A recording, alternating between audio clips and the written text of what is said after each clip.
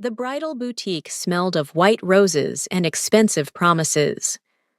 Bridal consultants adjusted delicate veils and straightened shimmering gowns beneath crystal chandeliers, their quiet smiles reflecting the excitement that filled the showroom. Near the center You look display, Kang beautiful. Ji-ho stood beside his Thank you. fiancée, watching her I, admire herself in front of a floor-length mirror. The ivory gown fit her perfectly. Around them, everyone smiled. In less than 48 hours, she would become his wife. Then the entrance door opened. No one screamed. No one dropped anything. But something changed. 3 consultants near the entrance stopped moving at the exact same moment. One lowered the gown she was carrying. Another quietly stepped aside without being asked. Ji-ho frowned and turned. A woman had just walked into the boutique. She was not looking for anyone. One hand rested protectively beneath the gentle curve of her pregnant belly, while the other held the strap of her handbag. She paused beside a display of wedding gowns, studying the embroidery as though she had simply wandered into another luxury store. Then she looked up. Their eyes met. His fingers loosened around the garment bag. It slipped from his hand and landed silently on the polished marble floor. 14 months disappeared in a single breath. It was her. She did not smile. She did not cry. She stood completely still, her jaw tightening the way it always did when he was fighting something she refused to show. Seo Yeon looked from Ji-ho to the pregnant stranger, then back again. The smile on her face dissolved slowly, replaced by something she could not name yet. She whispered, "Ji-ho." He never answered, because one impossible question had drowned out every other thought in the room. Why was the woman he loved 8 months pregnant? And who had sent her to this boutique today? Ji-ho crossed the showroom floor before he understood that his legs were already moving. The consultants watched him. So-yeon watched him. Every person inside that boutique watched him walk away from his fiancée toward a pregnant woman who had not existed in his life for 14 months. He stopped 3 feet away from her. She was exactly as he remembered, except her eyes were different now. Something lived inside them that had not been there before. Something careful and guarded, like a door locked from the inside. Amara. Her name came out lower than he intended. She adjusted the strap of her handbag and lifted her chin slightly. "I did not know you would be here." He almost believed her. "I came for a friend," she added. She needed help choosing a dress. Ji-ho looked around the boutique slowly. No friend, no companion, no one waiting near the entrance or browsing near the back. He looked back at her. What friend? She did not answer that. Her phone vibrated inside her bag. She glanced down briefly, and something moved across her face, so fast he nearly missed it. Not fear exactly. Something closer to recognition, the kind that arrives when something you were dreading finally shows up. She did not answer the call. "Where have you been?" he asked. The question came out quietly, which surprised him, because everything inside him was not quiet at all. 14 months of silence had a weight to it. He had searched. He had called numbers that no longer worked. He had sent people to addresses that turned out to be empty buildings. And then one morning, he had forced himself to stop, because continuing felt like choosing to drown slowly. Amara looked at him for a long moment. "Somewhere safe," she said. "Safe from what?" She shifted her weight slightly. Her hand moved back to her belly, that quiet, protective gesture, automatic and unconscious. "Ji-ho," she said, "please don't do this here." "Then tell me where." "I can't." Something tightened across his chest. He lowered his voice so only she could hear him. "Did you disappear because you wanted to?" She looked at him, And for the first time since walking through that door, something cracked open behind her eyes.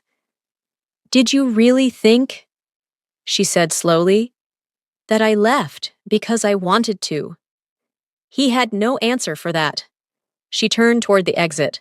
"Please," he said, "don't walk away again." She paused with her back to him. One breath, two. Then she kept walking. The boutique doors closed behind her. Ji-ho stood in the center of the showroom, surrounded by white gowns and chandelier light, 48 hours from his wedding. He had not asked the one question burning through everything. He was not ready for the answer. Seo-yeon did not raise her voice. That was the thing about her. Even now, standing in the center of a bridal boutique, surrounded by consultants pretending not to watch, she simply looked at Ji-ho with the steady expression of a woman assembling information she did not yet fully understand. "Who is she?" she asked. Ji-ho turned from the door. His jaw was tight. The garment bag was still on the floor where it had fallen. "Her name is Amara," he said. "And the child?" The question landed between them like something fragile and irreversible. Seo-yeon deserved a direct answer. They both knew it. "I don't know," he said. It was the most honest thing he had said in months. Seo-yeon studied his face for a long moment. Then she reached down, picked up the garment bag from the floor, and placed it carefully across the nearest chair. "You should go after her," she said. He looked at her. "Ji-ho." Her voice was calm, but there was something underneath it, something controlled and careful. "You just watched a pregnant woman walk out of this boutique, a woman you clearly knew, a woman whose name you said the way people say the names of things they have lost." She paused. "Go." He wanted to say something. He was not sure what. He left. Outside, the afternoon air was sharp and cool. He looked left, then right along the wide commercial street. Luxury storefronts stretched in both directions. A few pedestrians. A valet station across the road. Amara was gone. Not walking slowly around the corner, gone. Completely gone. A black car had been waiting for her. He knew this because the valet attendant across the street was still watching the space where it had been parked. The particular look of someone who had just witnessed something worth remembering. Ji-ho crossed the road. "The woman who just left," he said. "The black car. Did you see the plates?" The attendant hesitated. "Sir, I wasn't really." "Did you see them?" Another hesitation. "It wasn't a regular car service," the attendant said carefully. "The plates were covered, both of them, front and back." Covered plates. Ji-ho stood on the pavement and felt the afternoon rearrange itself around him. People did not cover license plates for privacy. They covered them because someone did not want a record of where that car had been. Someone had sent Amara to that boutique. Someone had known exactly where Ji-ho would be today. And that someone had been watching long enough to have the car waiting before she even walked back out. His phone buzzed. A message from a number he did not recognize. 4 words. "Leave it alone, Ji-ho." Ji-ho read the message 3 times. "Leave it alone, Ji-ho." No name, no number he recognized. Sent within 2 minutes of Amara walking out of the boutique, which meant whoever sent it had been watching close enough to know the exact moment she left. He typed back 1 word. "Who is this?" The message delivered. It was never read. He stood on that pavement for another minute, then walked back inside. Seo-yeon was seated near the window, her wedding folder open on her lap, a consultant beside her pointing at something on a printed schedule. She looked composed. Almost too composed, the way people look when they have decided that falling apart is not an option they are willing to consider. Ji-ho sat across from her. "Seo-yeon." The florist confirmed ivory roses, she said, without looking up. Your assistant approved the centerpiece arrangement yesterday. CEO yawn. She closed the folder. The consultant quietly disappeared. Talk to me, Jiho said. She looked at him with an expression he had not seen on her before. Not anger, not hurt exactly. Something more considered than both of those things. How long were you together? She asked. 2 years? And she left 14 months ago. She disappeared, he said. There is a difference. So-yeon was quiet for a moment. Did you look for her? For 4 months. Something shifted in her expression. She absorbed that, the 4 months, what it meant, what it said about everything she thought she understood about the man sitting in front of her. Who knew we would be here today? Jiho asked. She frowned. What? This boutique. Today's appointment. Who knew? Our families, your assistant, the wedding coordinator. She paused. Your grandfather's office confirmed the appointment time on Monday. Jiho went very still. His grandfather's office. Chairman Kang had personally recommended this boutique 6 weeks ago, had insisted on it, in that particular way of his where suggestions were never actually suggestions. Did your family share the appointment details with anyone outside? Jiho asked. Jiho, what is happening? He looked at the entrance doors. Someone sent her here today, he said. Someone who knew exactly where I would be and had a car waiting before she even walked back out. Someone who sent me a message the moment she left telling me to leave it alone. So-yeon stared at him. And that someone, he said quietly, knew that seeing her like this, 8 months pregnant, 48 hours before our wedding, would do the maximum possible damage. Damage to what? He looked at her. To everything. His phone buzzed again. Not a message this time. A call. His grandfather's private line. Jiho looked at the screen for 3 full seconds. Then he answered it. Jiho! His grandfather's voice was exactly what it always was. Measured, unhurried. The voice of a man who had never once been caught off guard or had spent a lifetime making certain no one ever saw it when he was. Where is she? Jiho said. A pause, brief but real. I don't know what you mean. Amara walked into my boutique this morning, 48 hours before my wedding. Someone sent her there, covered the plates on her car, and sent me a message the moment she left. He kept his voice low. Your office confirmed today's appointment on Monday. Silence on the line. Not the silence of confusion, the silence of calculation. Come to the house, Chairman Kang said finally. Tonight, we will talk properly. We will talk now. Jiho! Something sharpened in the old man's voice. There are things about that woman you do not fully understand. Things I have protected you from. Come tonight, and I will explain everything. The call ended. Jiho held the phone against his palm and stared at nothing in particular. His grandfather had not denied it. He had not said, I don't know who sent her. He had not expressed surprise that Amara had appeared at all. He had simply redirected. The way a man redirects when confirming the truth is more dangerous than delaying it. Jiho stood, told So-yeon he would be back within the hour, and left before she could respond. He drove to the one person who had known Amara almost as long as he had. Daniel answered the door of his apartment, still holding a coffee mug, took one look at Jiho's face, and stepped aside without a word. They sat in the kitchen. Jiho told him everything. Daniel listened without interrupting, which was unusual enough on its own to feel significant. When Jiho finished, Daniel set down his mug. She called me, Daniel said. 3 weeks ago. Jiho looked at him. She said she needed to know if you were still in the city. I told her yes. He paused. She made me promise not to tell you she had called. Why? She said it was safer that way. He picked up the mug again, then put it back down. Jiho! She sounded scared. Not emotional scared. Practically scared.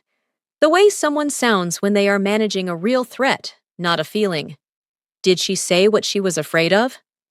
No. But she asked me one question before she hung up. Daniel looked at him carefully. She asked whether your grandfather had ever mentioned her name in the last 14 months. The kitchen felt smaller suddenly. What did you tell her? Jiho asked. I told her no. Daniel hesitated. But that was a lie. He mentioned her once, about a week after she disappeared. What did he say? Daniel exhaled slowly. He said, some doors are better kept closed. Some doors are better kept closed. Jiho drove back toward the boutique, with those words sitting in his chest, like something swallowed the wrong way. His grandfather had said them 1 week after Amara disappeared, not 1 week after she left, 1 week after she disappeared, which meant the old man had known from the very beginning that she was gone, and had chosen that particular sentence to describe her. He pulled over 2 blocks from the boutique and called his assistant. Min-jae, I need every record of who accessed my personal calendar in the last 6 weeks. Appointment confirmations, schedule changes, anything sent externally. Everything. Sir, that would include your grandfather's office. I know what it includes. I'll have it within the hour. He sat with the engine running. Amara had called Daniel 3 weeks ago, asking whether Jiho was still in the city. That meant she had been close, within reach. And instead of calling Jiho directly, she had contacted his oldest friend to gather information carefully, the way someone gathers information when they are not certain who is safe to trust. She was not hiding from Jiho. She was hiding from something around him. His phone rang, a number he did not recognize. He answered. Silence for 2 seconds. Then a woman's voice, older, slightly breathless, like someone who had rehearsed this call and was now losing her nerve mid-sentence. Mr. Kang, I don't have much time and I cannot tell you everything, not yet. But I need you to know one thing before tomorrow. She paused. She did not leave willingly. Jiho said nothing. I should have called 14 months ago, the woman continued. I told myself it was not my place. I told myself it would resolve itself. Her voice tightened. But you are getting married tomorrow, and I cannot let that happen while she is out there alone and you do not even know the truth. Who are you? He asked. Someone who was in the room when the decision was made. A sharp breath. I cannot say more right now. But do not marry that woman tomorrow, Mr. Kang. Not until you find Amara, and ask her yourself what she was told the night she left. The line went dead. Jiho sat completely still in the parked car. She did not leave willingly. Someone had been in the room when a decision was made. A decision about Amara. A decision that had involved enough people to require a room. His phone buzzed. Min-jae. Sir, I found the calendar records. Someone accessed your personal schedule from inside the household network, not your grandfather's office directly. Jiho closed his eyes briefly. Whose login? He asked. A pause on the line. Your grandfather's personal bodyguard, Mr. Kang. Mr. Shin accessed your full calendar 4 times in the last 6 weeks. Mr. Shin had worked for Chairman Kang for 22 years. Jiho knew this because his grandfather mentioned it whenever the bodyguard's name came up. The way people mention loyalty when they want you to stop asking questions. He drove to the main house. Not to see his grandfather. Not yet. Mr. Shin was standing near the gate when Jiho pulled in, which was either coincidence or the opposite of coincidence. The man was broad-shouldered, somewhere in his late 50s, with the particular stillness of someone trained to reveal nothing through posture or expression. Mr. Shin. Sir. A small, respectful nod. My personal calendar. You accessed it 4 times in the last 6 weeks. Something moved behind the bodyguard's eyes, barely visible. There and gone. The chairman asked me to confirm your appointments, he said. Wedding preparations require coordination across multiple schedules. I was ensuring there were no conflicts. All 4 times? Yes, sir. It was a clean answer, prepared. The kind of answer that arrives too quickly to have been invented on the spot, which meant it had been ready and waiting for this exact conversation. Jiho studied him for a moment, then walked past him into the house. His grandfather's study was empty. The housekeeper informed him that Chairman Kong had left for a medical appointment 30 minutes ago. Jiho stood in the center of the study and looked around the room. The bookshelves, the desk, the framed family photographs, arranged in precise chronological order along the far wall. He had stood in this room 100 times. He had never once thought to look carefully at what was on that desk. A leather document folder sat beside the telephone.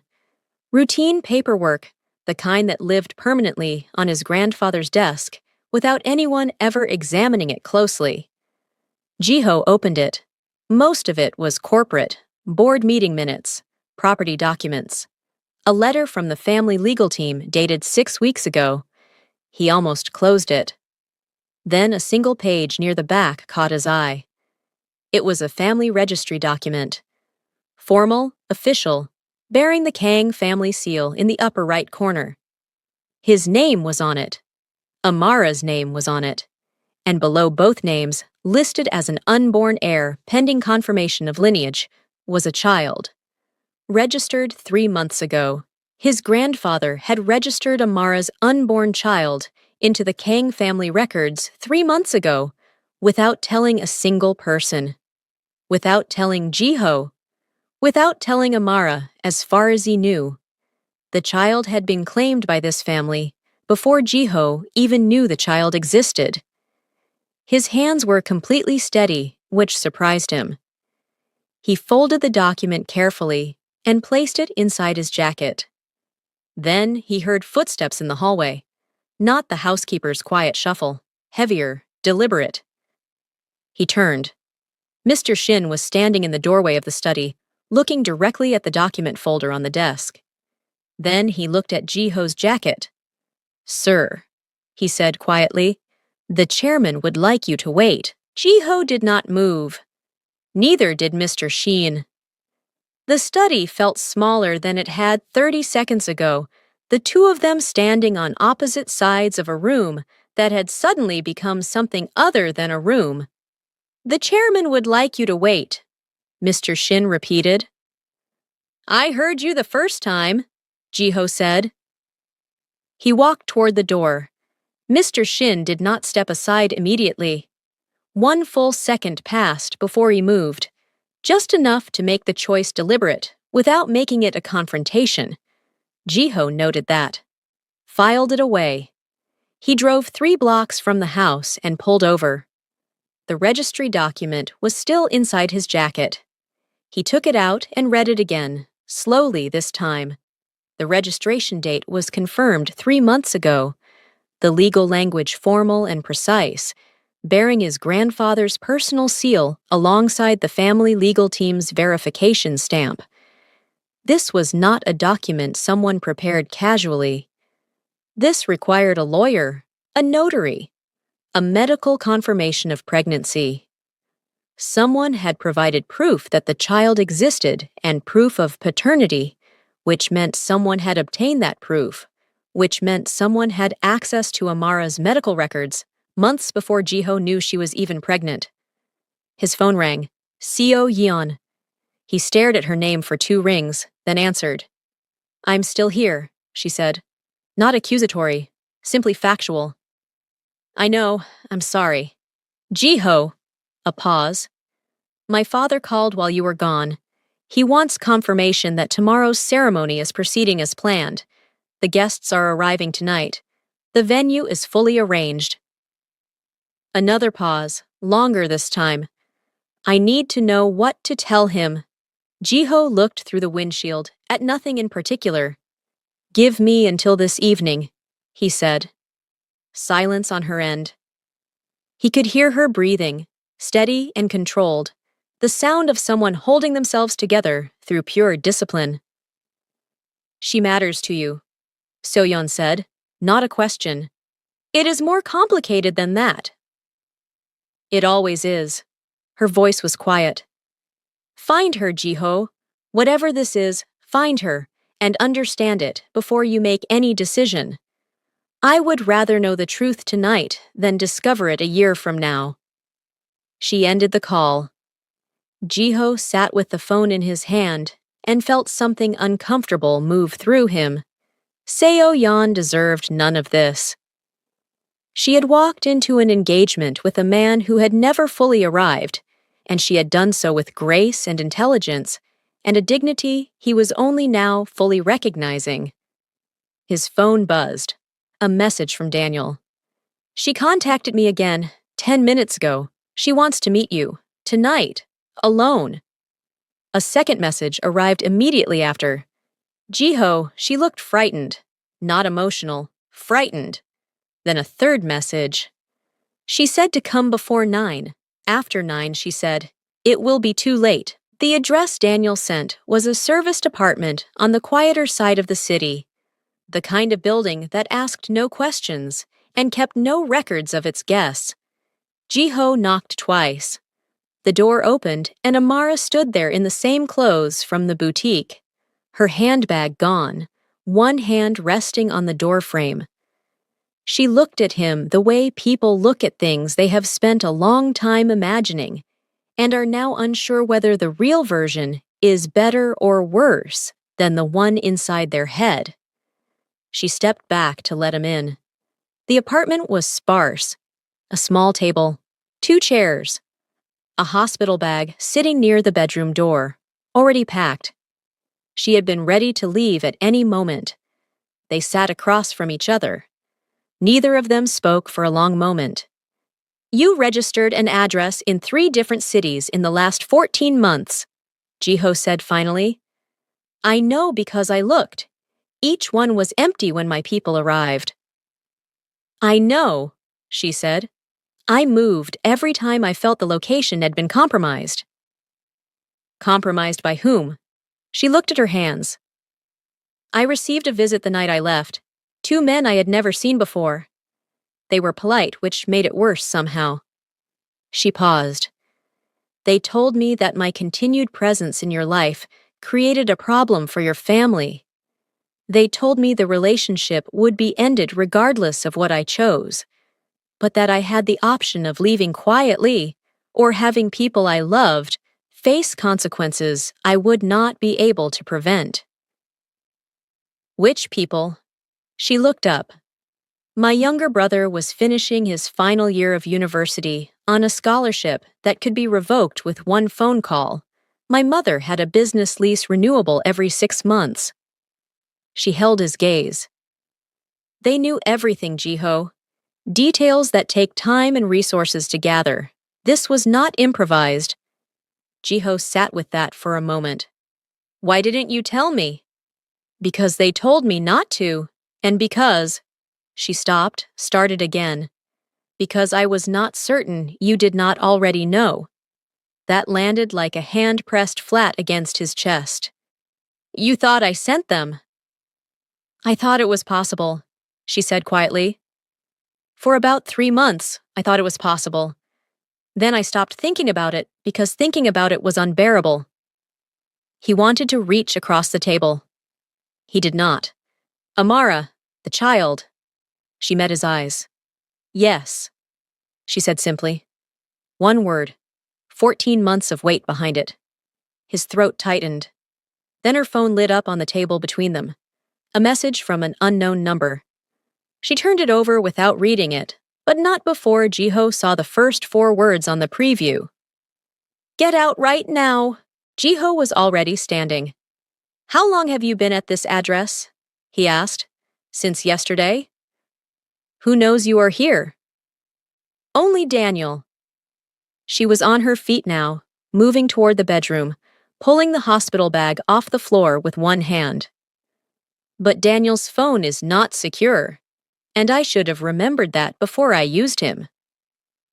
Jiho went to the window and looked down at the street below without touching the curtain. A dark car was parked directly opposite the building entrance. Engine off, no visible occupants. It had not been there when he arrived 20 minutes ago. We need to leave now, he said. She came out of the bedroom with the bag over her shoulder, moving with a calm efficiency that told him this was not the first time she had packed and walked out of somewhere fast. They took the stairwell, 4 floors down, out through the service exit at the back, into a narrow delivery lane.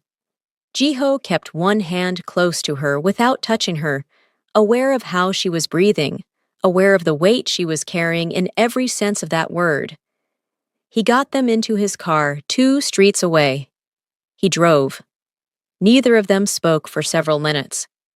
The anonymous woman who called me, he said. Older voice. Said she was in the room when the decision was made. Do you know who that is? Amara was quiet for a moment.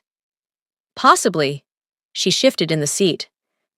Your grandfather had a personal secretary for nearly 18 years. A woman named Mrs. O. She resigned abruptly about 3 months after I left. She paused. I always thought that was strange timing. Mrs. O. Jiho filed that name carefully. His phone rang through the car speakers. His grandfather's private line. He let it ring. It rang again immediately. He answered it. You took something from my study, Chairman Kang said. No greeting. A document with my name on it, Jiho said, and the name of my child. Silence. Come home, his grandfather said. This is not a conversation for a telephone. Tell me one thing first. Jiho kept his voice level. The 2 men who visited Amara 14 months ago. Did you send them? The pause that followed was 4 seconds long. Jiho counted. Come home, the chairman repeated. That is your answer, then. He ended the call. Amara was looking at him. He could feel it without turning his head. Jiho, she said, the wedding is in less than 18 hours. I know. Seo Yan has done nothing wrong. I know that too. She turned to look out the window. What are you going to do? He had no answer yet. Then her face changed. Her hand pressed hard against her belly, and she exhaled sharply through her nose, the sound of someone absorbing real pain. Amara! I am fine, she said, but her knuckles were white around the door handle. She was not fine. Jiho pulled over. How long has it been doing that? He asked. On and off since this afternoon. She kept her breathing deliberate. In through the nose, out through the mouth. The practiced rhythm of someone who has been attending appointments alone and learning everything by herself. How far apart? Irregular. It is not labor. She glanced at him. I know what labor feels like. This is stress, and I have been managing it. You have been running across the city 8 months pregnant. I am aware of that. He pulled back into traffic and drove toward the hospital. She did not argue. The maternity unit was quiet at this hour. A nurse took Amara through immediately when she saw the pregnancy and the visible discomfort. Jiho was directed to a waiting area with pale blue chairs and a vending machine humming in the corner. He sat down. He had been awake since 6 that morning. He had stood in a bridal boutique choosing a wedding dress. He had watched the woman he loved walk out of that boutique without an explanation. He had uncovered a conspiracy rooted in his own household, discovered a child registered without his knowledge, and spent the last 20 minutes moving a frightened pregnant woman through a service exit to escape surveillance. 18 hours ago, his life had been a straight line. He called Seo Yan. She answered on the second ring. "I am at the hospital," he said. "Amara is being assessed. She is not in labor, but she needed to be checked." Silence on the other end. "Seo Yan, I owe you a real conversation. Tonight, whatever happens here, you deserve that." "Yes," she said. "I do." A pause. "Is she all right?" He found it difficult to speak for a moment. "I don't know yet." "Call me when you do." She paused once more. "Jiho, the wedding coordinator needs a decision by midnight. The families are already at the hotel." "I understand." He sat with the phone in his lap after she hung up. A doctor came through 40 minutes later, a calm woman who looked at Jiho with the measured expression of someone who had learned not to make assumptions about waiting rooms. "She is stable," the doctor said. "Stress-induced contractions. The baby is fine. She needs rest, hydration, and significantly less stress for the next 24 hours. She paused. "Are you the father?" Jiho looked at her. "Yes," he said. Saying it aloud for the first time felt like something breaking open inside his ribcage. The doctor nodded and returned through the doors. Jiho sat back down. His phone buzzed. A message from a number he now recognized as Mrs. O. "They know she is at the hospital. Mr. Shin has been tracking your car since you left the house. You have perhaps 30 minutes before someone arrives who is not there for her health." Jiho called Daniel first. "I need you at the hospital. Now! Do not use your regular car." He did not wait for a response. He called his personal driver next and told him to move the main vehicle 2 blocks away and leave it running. Then he walked back through the maternity unit doors without asking permission. Amara was in a monitoring bay, reclining against pillows, a fetal heart monitor strapped across her belly. She looked exhausted in the specific way of someone who had been strong for too long without assistance. She looked up when he entered. "We have 30 minutes, he said, "possibly less." She did not ask how he knew. She simply reached for her bag. "Amara?" "Not yet." He sat in the chair beside her. "I need you to tell me about Mrs. O." Something moved across her face. "She was the one who warned me tonight," he said. "She called me from the boutique, and she has been messaging since. She said she was in the room when the decision was made." Amara was quiet for a moment. "The night those men came to see me," she said, "there was a woman waiting in the car outside my building. I only saw her for a second through the window. I did not know who she was then." She paused. 8 months later, I was in a pharmacy 2 cities away, and a woman approached me. She said she recognized me from a photograph. She said she had been trying to find me." "Mrs. O?" "She told me she had been your grandfather's secretary for 18 years. She told me she was present the night the decision was made to remove me from your life, and that she had typed the document authorizing the payment to the men who visited me." She held his gaze. "She told me she had resigned because she could not continue, and she gave me something." "What did she give you?" Amara reached into the hospital bag and removed a folded envelope. Inside was a single document. 2 pages. His grandfather's personal letterhead.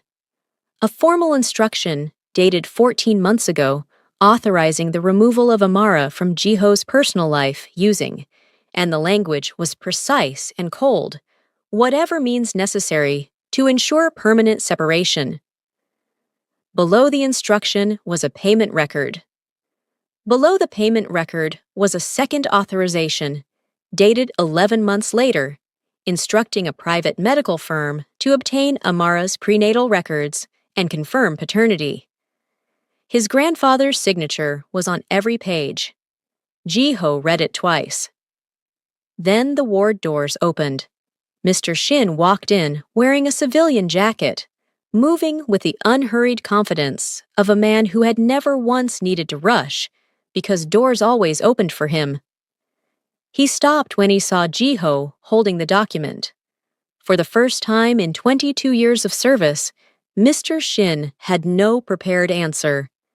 Behind him, Chairman Kang walked through the door.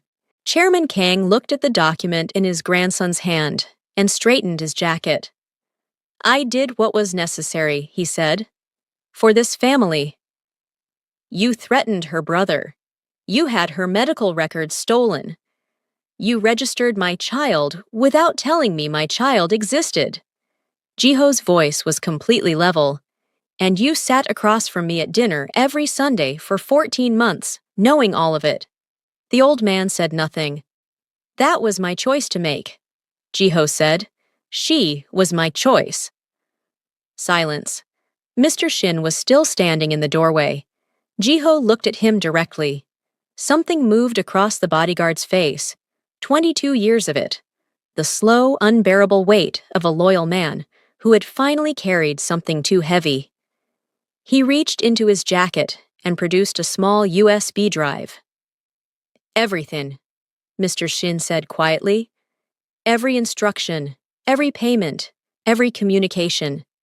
He set it on the bedside table. "I should have done this 14 months ago." Chairman Kang looked at his bodyguard for a long moment. Then he walked out alone. No driver summoned, no calls made. Just an old man in a hospital corridor walking toward an elevator, his empire already shifting beneath him without his knowing it yet. Ji-ho called Min-jae. "The USB goes to our legal team tonight. Everything on it." "Yes, sir." A pause. "Sir, it's already happening. Someone leaked to the financial press an hour ago. The board has called an emergency meeting." Ji-ho ended the call. On the small wall-mounted television in the monitoring bay, a news ticker moved silently across the bottom of the screen. Chairman Kang Byung-soo of Kang Holdings steps down amid allegations of financial misconduct and abuse of authority. Board confirms emergency succession proceedings. Daniel read it from the doorway and said nothing. Ji-ho called Seo-yeon. "I know," she said before he spoke. "Ji-ho, I know." A quiet breath. "Take care of her." He could not find adequate words. "Seo-yeon." "Don't," she said gently. "Just be good to them." She ended the call with her dignity perfectly intact. Mrs. O sent one message at 3 a.m. No words. Only a photograph. Amara at perhaps 26 weeks, sitting alone in a park somewhere, one hand resting on her belly, looking at something outside the frame. She had been watched over, not perfectly, but genuinely. At 8:14 in the morning, a girl arrived. Ji-ho held her near the window, where the early light was coming in clean and unhurried, the city moving below them as though nothing extraordinary had occurred. Amara watched him from the bed. He looked up at her.